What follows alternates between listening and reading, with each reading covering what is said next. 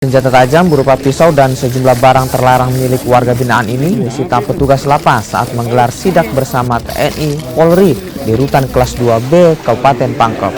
Selain melakukan penggeledahan, petugas gabungan ini juga melakukan tes urin secara acak pada warga binaan yang berjumlah 425 orang. Petugas lapas pun akan melakukan penyelidikan lebih lanjut terkait temuan barang terlarang tersebut. Kita laksanakan penggeledahan blok hunian beserta tes urin di Rutan Kelas 2B Pangkep bersinergi dengan aparat TNI Polri. Dalam hal ini kami dibantu penuh dengan Koramil Bungoro dan Polsek Bungoro. Alhamdulillah berjalan lancar. Seperti teman-teman disampaikan di sini ada beberapa barang-barang ya memang dilarang dan berhasil kita amankan. Takutnya biasanya untuk kegiatan warga binaan juga di kegiatan banker mungkin kebawa di dalam kamar biasanya gitu, karena kami juga ada kerajinan kerajinan pembuatan tudung saji dari bahan lidi.